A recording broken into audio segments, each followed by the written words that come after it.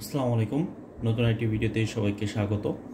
তো গত ক্লাসে আমরা 33 পেজের যে একক কাজটি ছিল সেটা আমরা করেছিলাম।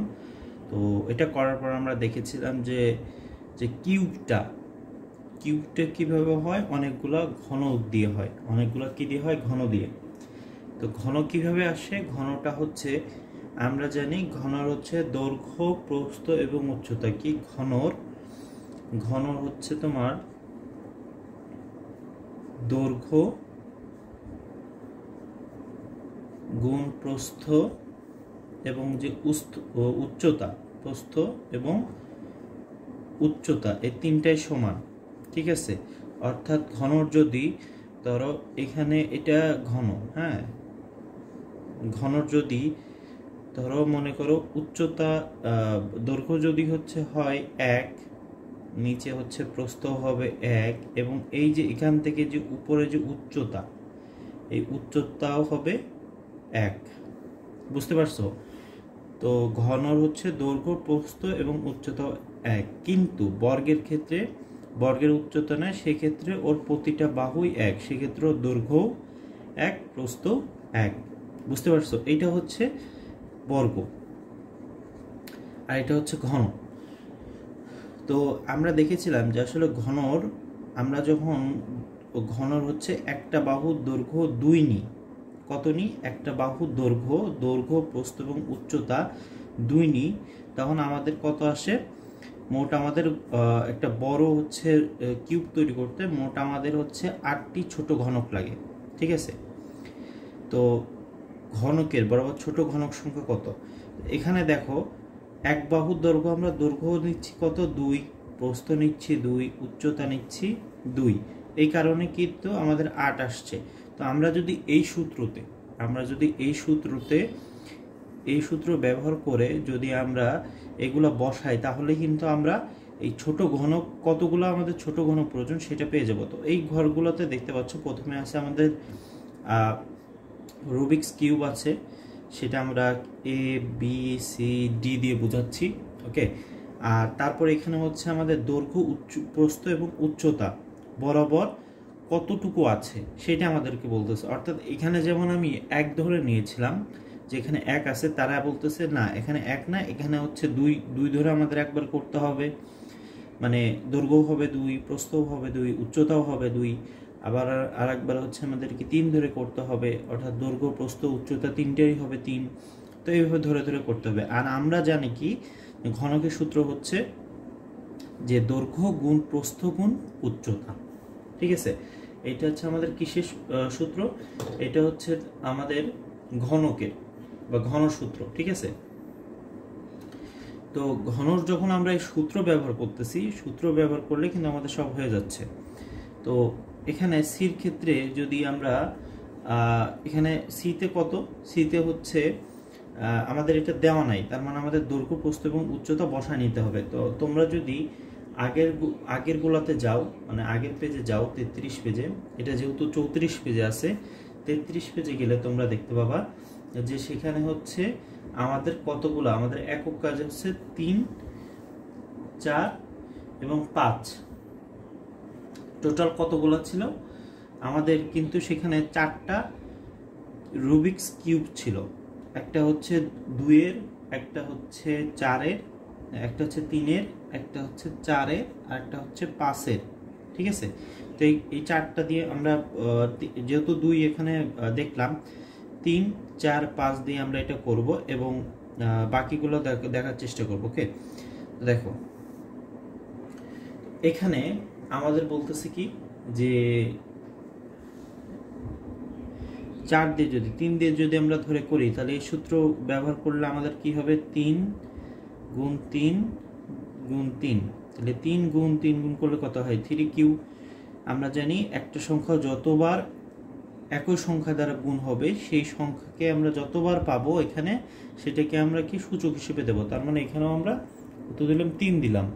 3 গুণ 3 গুণ 3 গুণ, এখানে হচ্ছে সমান সমান 3, উপরে সূচক 3, তাহলে এটা কত হয়? 3 কিউ বা 3 এর সূচক 3। এটাকে যদি আমরা ভাঙলে হচ্ছে কত হচ্ছে? 81। কত? 81। ওকে।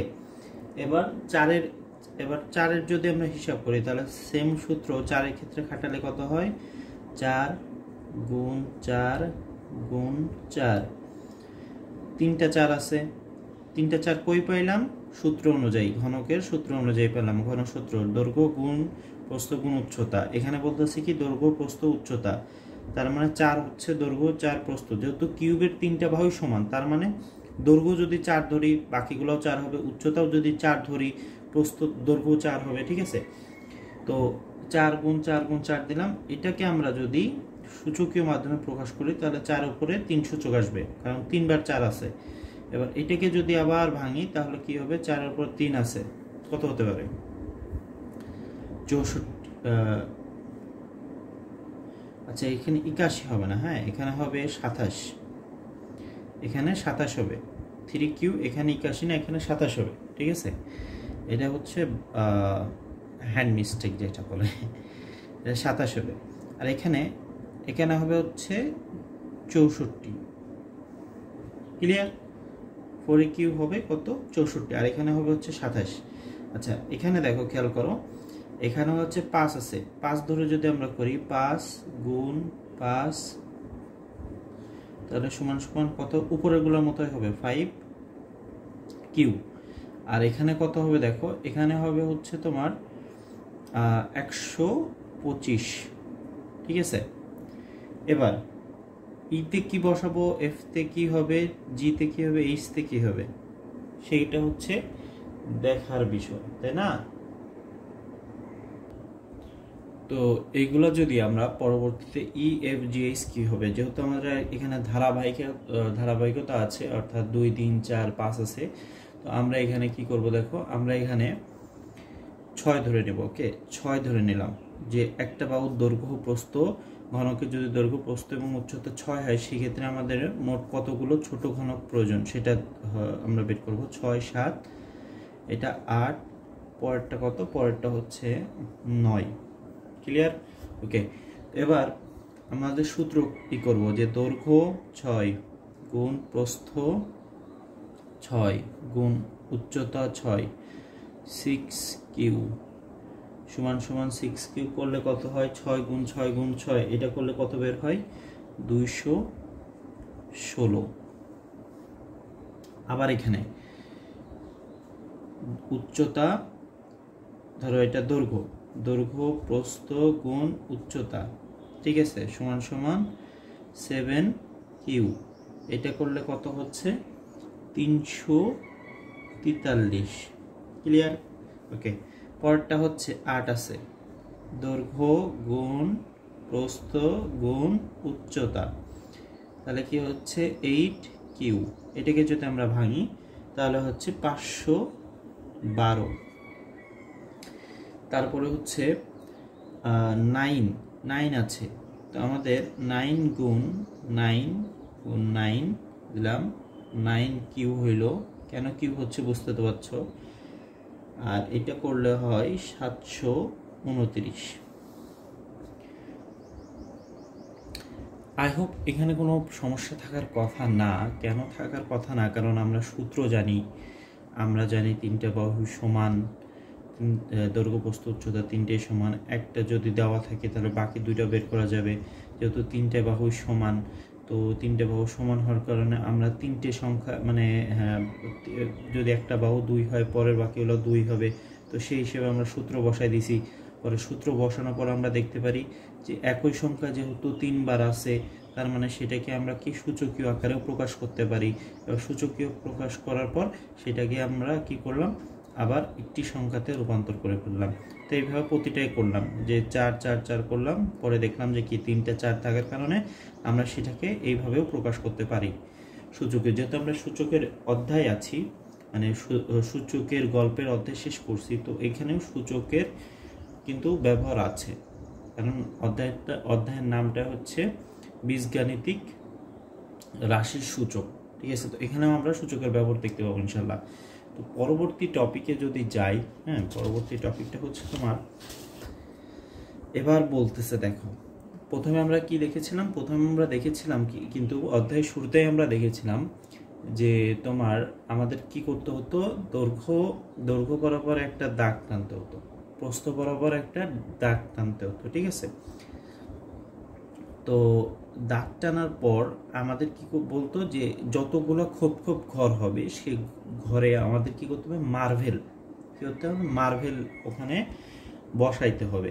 কিন্তু পরবর্তীতে আমরা কেন হচ্ছে তোমার বর্গ শিখলাম, কেন ঘন শিখলাম, কারণ আমরা মনে করলাম যে আমরা জানি না যে সেখানে কোনো দাগ আছে কিনা, কয়টা দাগ আছে সেটা আমরা জানি না, সেই জন্য আমরা কিন্তু ঘন এবং তোমার বর্গটা শিখলাম বা আয়তক্ষেত্র শিখলাম। কিন্তু কথা হচ্ছে এখানে বলতেছে দেখো যে মনে করো তুমি দৈর্ঘ্য প্রস্থ উচ্চতা বরাবর কতগুলো ছোট ঘনক আছে সেটা না জানা থাকে, তাহলে কি করতে পারি। অর্থাৎ এবার তুমি দৈর্ঘ্য প্রস্থ উচ্চতা বরাবর কতগুলো ছোট ঘনক আছে সেটা তুমি জানো না, মানে প্রতিবারই একটা না একটা কোশ্চেন তৈরি করা হচ্ছে, একটা কোশ্চেন বলা হচ্ছে, সেখান থেকে আমাদের কি নতুন নতুন উত্তর আসতেছে, মানে নতুন নতুন ভাবে আমরা শিখতে পাচ্ছি। তাহলে তোমাকে যদি কেউ বলে যে তোমরা এটা কেন শিখতেছো, তার মানে বলবা যে মনে করেন একটি রুবিক্স কিউবের যদি যে ঘনক আছে, সে ঘনকের যদি আমরা দৈর্ঘ্য প্রস্থ উচ্চতা বরাবর সেখানে ওই রুবিক্স কিউবের কতগুলো ছোট ঘনক আছে সেটা যদি আমরা বের করতে না পারি বা না জানি, তাহলে আমরা কি করব। সেই ক্ষেত্রে আমরা দেখো কি করতে পারি, আমরা জানি কোনো ঘনকের দৈর্ঘ্য প্রস্থ উচ্চতা প্রত্যেকে এক একক হলে তাকে এক একক ঘনক বলে। অর্থাৎ এই যেটা বললাম তোমাদেরকে, উচ্চতা হচ্ছে মাঝ বরাবর হয়, উচ্চতা যদি এক হয়, এটা হচ্ছে দৈর্ঘ্য যদি এক হয়, প্রস্থ যদি এক হয়, অর্থাৎ এখান থেকে এটুক প্রস্থ, এখান থেকে এটুক দৈর্ঘ্য, এখান থেকে মাঝ বরাবর এটা উচ্চতা, তো এইটা প্রতিটাই যদি একই হয়, মানে এক একক হয়, তাহলে তাকে আমরা বলি একক ঘনক। এখন একক ঘনকের আয়তনকে আমরা এক ঘন এককও বলি। একক ঘনকের আয়তনকে কাকে বলা হচ্ছে, আয়তনকে একক ঘন এককও বলা হয়। তাহলে আয়তনের সাথে খুব সহজেই আমরা ঘন সংখ্যার তুলনা করতে পারি। আয়তাকৃতি ঘন বস্তুর, এখানে একটু মিস্টেক আছে, হ্যাঁ এটা এইভাবে হবে, এটা এখানে হবে না। আয়তাকৃতি ঘন বস্তুর আয়তন যদি দৈর্ঘ্য গুণ প্রস্থ গুণ উচ্চতা হয়, যেটা আমরা গত যখন 2.2 ম্যাথ করলাম তখন যেটা দেখলাম, যদি দৈর্ঘ্য গুণ প্রস্থ গুণ উচ্চতা হয়, তাহলে আমরা কি করতে পারি, তাহলে ঘনক কিন্তু একটি আয়তাকৃতি ঘনবস্তু যার দৈর্ঘ্য প্রস্থ উচ্চতা পরস্পর সমান। তাহলে ছবির ঘনকের আয়তন অনুযায়ী যেহেতু তিনটাই আমরা কি বলতেছি এক, সেক্ষেত্রে আমরা দৈর্ঘ্য প্রস্থ উচ্চতা লিখতে পারি কিনা, অবশ্যই পারি, যেহেতু তিনটাই এক। আচ্ছা, এবার তিনটা যেহেতু এক, তার মানে আমরা তিনটাকেই এক্স এক্স ধরে নিতে পারি। এক্স না ধরে আমরা যদি ওয়ান ধরতাম, এই বিন্দু মানে তো বুঝে, এই বিন্দু মানে হচ্ছে গুণ করা বোঝায়, হ্যাঁ। তো আমরা যদি এক্স না ধরে এখানে ওয়ান ধরতাম, তাও কিন্তু কি হইতো, 1 3 হইতো কিনা। এখানে যদি এক্স না ধরে আমরা এখানে 2 ধরতাম, যে 2 এখানে এখানে হচ্ছে তোমার ফোঁটা দিলাম, মানে হচ্ছে এটা গুণ আকারে আছে, এখানেও দিলাম, তাহলে এটাকে আমরা 2q আকারে লিখতে পারতাম কিনা। সেটাকেই আমরা ওইভাবে না লিখে আমরা এক্স নিয়ে করলাম, এক্স ইন্টু এক্স, এটাকে আমরা কি বলতেছি, এক্স কিউ। তো এই এক্স কিউ হচ্ছে কেন লিখলাম, কারণ এই তিনটাই সেম, যেহেতু আমাদের এই তিনটা যখন সেম থাকে, তিনটা যখন গুণ আকারে থাকে, তখন আমরা সেটাকে কি করতে পারি, যতবার আছে সেটাকে আমরা সূচকের আকারে প্রকাশ করতে পারি। তার মানে এখানে যেহেতু এক্স হচ্ছে 3বার আছে, তো সেই তিনটা গুণ অবস্থায় আছে, আর যেহেতু নিজেই একলাই, সেক্ষেত্রে আমরা তিনটাকে, যেহেতু তিনটা আছে সেহেতু একটা লিখে তার উপরে আমরা কি সূচক হচ্ছে 3 দিতে পারি। ক্লিয়ার? আচ্ছা, আমরা দেখছি 3 গুণ 3 = 3 স্কোয়ারকে, মানে 3-এর সূচক 2কে যেমন 3-এর বর্গ বলা হয়, 3-এর উপরে যখন আমরা স্কোয়ার দিই তখন আমরা কি বলি, 3-এর বর্গ, সেটাকে বলি 3-এর বর্গ, তাই তো। একইভাবে আমরা যখন x গুণ এভাবে দিই, তখন সেটাকে হচ্ছে আমরা কি বলতে পারি, x সূচক কত 3 বা x কিউব বা x এর ঘনক, ঠিক আছে। তো x এ হচ্ছে x কি, এখানে x কিউব হচ্ছে ঘনক, তো x এর ঘন বা x কিউবড বলা হয়। তাহলে x এর উপর যখন মানে কোন একটি সংখ্যার উপর যখন স্কয়ার থাকে তখন আমরা তাকে বর্গ বলি। কেন বর্গ বলি, সেটা হচ্ছে এরকম হয়ে যায়, যার প্রতিটা বাহুই যার প্রতিটা বাহুই হচ্ছে সমান। যদি আমার এখানে আমি যেটা আঁকছি সেটা সমান না, বাট এটা প্রতিটা বাহুই সমান হয়। আর এটার ক্ষেত্রে হচ্ছে শুধু উচ্চতা আছে সেম, ধরো একই জিনিস, ধরো এটাও এক, এই দুটোই এক, এটা দুটোই হচ্ছে বর্গ, মনে করো দুটোই বর্গ। বাট যখন এই জিনিসটার মধ্যে উচ্চতা চলে আসবে তখন আমরা সেটাকে আর বর্গ বলবো না, তখন আমরা বলবো হচ্ছে এটা ঘন, ঠিক আছে, বা ঘন। কিন্তু আমরা এটাও জানি যে আয়তাকৃতি ঘনবস্তুর আয়তন হচ্ছে কি হবে এক্স কিউ, যেটা আমরা দেখলাম। সংক্ষেপে আমরা এক্স কিউ বলতে পারি, এইটাও লিখতে পারি দৈর্ঘ্য গুণ প্রস্থ গুণ উচ্চতা, আবার এটাও লিখতে পারি এক্স ইন্টু এক্স, আবার এক্স কিউ লিখতে পারি। তার মানে একটা জিনিসের কয়টা রূপ আছে, 3টা রূপ। আর সংক্ষেপে হচ্ছে বোঝার জন্য আমাদের কি বলা হচ্ছে, এক্স কিউ বলা হচ্ছে। মানে আমরা তো জানি যে আসলে সংক্ষেপ করলে আমাদের কোন একটা দেখা যাচ্ছে বিষয় বুঝতে আমাদের সহজ হয়ে যায়, তো এই জন্য এক্স কিউকে সংক্ষেপে এখানে প্রকাশ করা হচ্ছে। তাছাড়া তুমি যদি এটা মনে রাখো তাও হবে, তুমি যদি এক্স এটাও মনে রাখতে পারো এটাও হবে, হ্যাঁ। আচ্ছা দেখো, কিন্তু আমরা এটাও জানি যে আয়তাকৃতি ঘনবস্তুর আয়তন হচ্ছে এটা। উপরের উদাহরণ থেকে আমরা পেলাম যে এক্স কিউ গঠন করতে এক্স কে 3 বার গুণ করতে হয়। এক্স কে গঠন করতে কতবার গুণ করতে হয়, 3 বার। এক্স কিউকে, হ্যাঁ, এক্স কিউব বা x3 সূচক 3 গঠন করতে এক্স কে 3 বার গুণ করতে হয়। মানে আমরা যেটা জানি আর কি, সূচকের আমরা, তোমরা যারা ফার্স্ট চ্যাপ্টার দেখেছো তারা তো জানোই যে সূচক মানে কি, যে যেই সংখ্যার উপরে, যে সংখ্যার বা যে ভিত্তির উপরে, এটাকে বলা হয় ভিত্তি, যে ভিত্তির উপরে বা যে সংখ্যার উপরে সূচক থাকবে, সেই সূচক থাকা মানে ওই সংখ্যা হচ্ছে ততবারই গুণ হয়েছে। অর্থাৎ তুমি যদি x এর উপরে 4 দাও, তার মানে কি x হচ্ছে এর সাথে নিজের সাথে 4 বার গুণ হয়েছে। তুমি যদি 3 এর উপরে 5 দাও, তার মানে হচ্ছে 3টা 5 আছে এবং 3টা 5 হচ্ছে গুণ অবস্থায় আছে, প্রতিবার কি অবস্থায়, গুণ অবস্থায় আছে, মানে একে অপরের সাথে গুণ হয়েছে। তো তার মানে কি এক্স কিউ মানে তো বোঝাই যাচ্ছে যে এক্স হচ্ছে 3 বার আছে, তো সেটাকে এখানে লিখিত ভাষায় আছে। তো আই হোপ এই পর্যন্ত বুঝতে পারছো। নেক্সট ক্লাসে আমরা পরবর্তী টপিক নিয়ে আলোচনা করবো। আনটিল দেন সবাই ভালো থেকো। আসসালামু আলাইকুম ওয়া রাহমাতুল্লাহ।